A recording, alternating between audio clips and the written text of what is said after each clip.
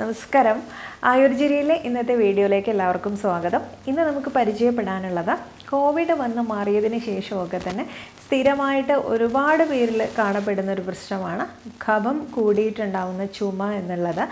ചിലർക്ക് കഫം ഇല്ലാത്ത ചുമയും കാണപ്പെടാറുണ്ട്. അപ്പോൾ ഇങ്ങനെ കുറച്ചൊരു നീണ്ട കാലയളവിൽ തന്നെ കാണപ്പെടുന്ന ഒരു ആരോഗ്യ പ്രശ്നമാണ് ഈ രീതിയിലുള്ള ചുമ. കഫദോഷത്തിൽ വരുന്ന ഒരു കഫദോഷം വർദ്ധിക്കുമ്പോഴുണ്ടാവുന്ന ചില ആരോഗ്യ പ്രശ്നങ്ങളാണ് ഇതൊക്കെ തന്നെ. അപ്പം ശ്വാസകോശ സംബന്ധമായ പ്രശ്നങ്ങളും ആസ്മ മുതലായിട്ടുള്ള ബുദ്ധിമുട്ടുകളും ഒക്കെ കാണപ്പെടാറുണ്ട്. അപ്പോൾ ഇതിനെല്ലാം തന്നെ വളരെ നല്ലൊരു റെമഡിയാണ് ഇന്ന് പരിചയപ്പെടുന്നത്. ഇതിൽ എന്തെല്ലാം ആയുർവേദ ചൂർണങ്ങളാണ് ചേർത്തിട്ടുള്ളത്, അല്ലെങ്കിൽ നമുക്ക് എങ്ങനെയാണ് ഇത് തയ്യാറാക്കാൻ സാധിക്കുന്നത് എന്നുള്ളത് കണ്ടു നോക്കാം.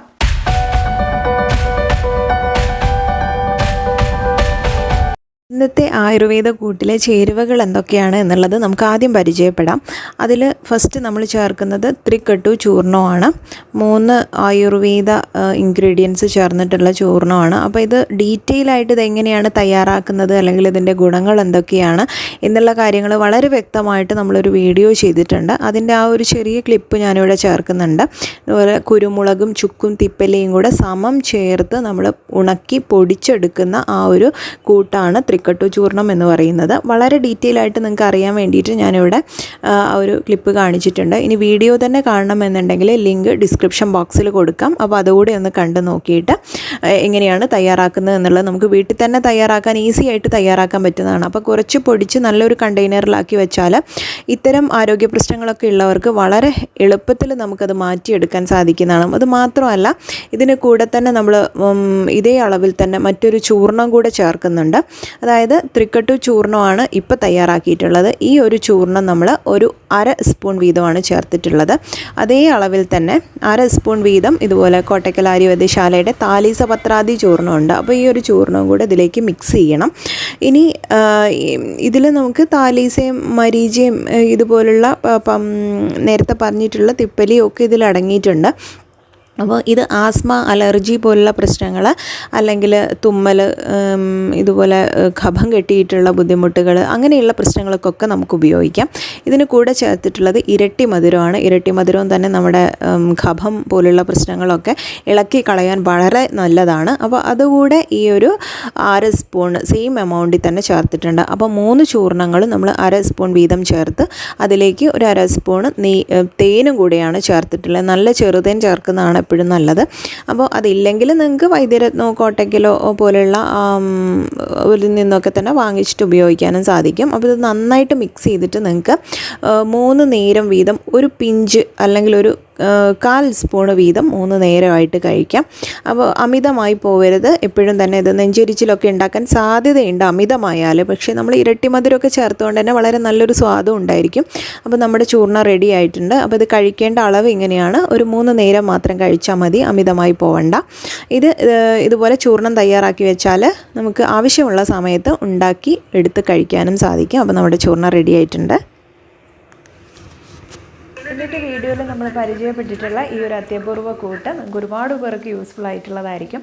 പക്ഷേ ഒരു കാര്യം പ്രത്യേകം ശ്രദ്ധിക്കുക, നമ്മൾ കോവിഡ് വന്ന് മാറിയതിന് ശേഷമായാലും ഇനിയിപ്പം ആ ഒരു അവസ്ഥയ്ക്ക് ശേഷം എന്ന് മാത്രമല്ല, ഏത് രോഗികളിലായാലും നമുക്ക് ഇത്തരം കഫദോഷം കൂടിയിട്ടുണ്ടാവുന്ന ഇത്തരം ചുമയൊക്കെ കാണപ്പെടാറുണ്ട്.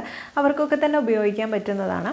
പക്ഷേ എങ്കിലും നമുക്കിത് വളരെ ബ്ലാങ്ക് ആയിട്ട് ഇങ്ങനെ എല്ലാവർക്കും ഉപയോഗിക്കാം എന്നുള്ള കാര്യം പറയുന്നുണ്ടെങ്കിൽ പോലും നിങ്ങളുടെ ആരോഗ്യസ്ഥിതി എന്താണ് എന്നുള്ളതനുസരിച്ചിട്ട് വേണം എപ്പോഴും ഒരു മരുന്ന് നമ്മൾ സ്വീകരിക്കാൻ വേണ്ടിയിട്ട്. പലപ്പോഴും തന്നെ ഇത്തരം മരുന്നുകളൊക്കെ തന്നെ പല ഡോക്ടേഴ്സിൻ്റെ ഒന്നും പ്രിസ്ക്രിപ്ഷൻ ഇല്ലാതെയും അതല്ലെങ്കിൽ മറ്റുള്ള യൂട്യൂബ് ചാനലിൽ ആധികാരികമായിട്ട് പറയാൻ അർഹതയില്ലാത്ത പലവിധ രീതിയിലും അവതരിപ്പിക്കാറുണ്ട് പലരും തന്നെ. അത് മരുന്ന് എങ്ങനെ ഉപയോഗിക്കണം, അല്ലെങ്കിൽ ഏത് രീതിയിൽ ഉപയോഗിക്കണം, ഒരാളുടെ ശരീരപ്രകൃതി എന്താണ്, അല്ലെങ്കിൽ അവരിലുള്ള ആരോഗ്യസ്ഥിതി എന്താണ് എന്നുള്ളതെല്ലാം മനസ്സിലാക്കിയിട്ടേ നമുക്ക് ഒരു തവണ മരുന്ന് നിർദ്ദേശിക്കാൻ കഴിയുള്ളൂ. അതിപ്പം ഒരു രോഗിയിൽ നമ്മൾ കൊടുത്ത മരുന്നായിരിക്കില്ല മറ്റൊരു രോഗിയിൽ കൊടുക്കുന്നത്. ഇതൊക്കെ ഞാനിവിടെ പറയാൻ കാരണം, ഇതുപോലുള്ള യൂട്യൂബ് ചാനലിലാണെങ്കിലും അല്ലെങ്കിൽ നിങ്ങൾ പുറമേ നിന്ന് ഗൂഗിളിൽ സെർച്ച് ചെയ്തിട്ടാണെങ്കിലും ഒരു രോഗത്തിന് ഈ ഒരു മരുന്ന് എന്നുള്ള രീതിയിലാണ് പലപ്പോഴും തന്നെ നമ്മൾ മരുന്ന് ഉപയോഗിക്കാറുള്ളത്.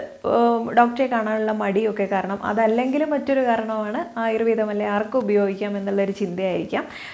പണ്ട് കാലം മുതൽക്കേ നമ്മൾ ഉപയോഗിക്കുന്നതാണ്. അല്ലെങ്കിൽ ആയുർവേദം എന്നാൽ കുറച്ച് റെമഡികളും അല്ലെങ്കിൽ കുറച്ച് കോസ്മെറ്റിക് പ്രോഡക്ട്സും മാത്രമാണ് എന്നുള്ളൊരു ചിന്താഗതി നിങ്ങൾ മാറ്റാം. ഡോക്ടറിൻ്റെ അഡ്വൈസിൽ മാത്രമേ മരുന്നുകൾ ഏത് മരുന്നായാലും അത് ഏത് സയൻസ് ആയാലും നിങ്ങൾ ഉപയോഗിക്കാൻ പാടുള്ളൂ. കാരണം നമ്മുടെ ശരീരമാണ്, നമ്മൾ തീരുമാനിക്കണം ഏത് രീതിയിൽ ട്രീറ്റ് ചെയ്യണം എന്നുള്ളത്.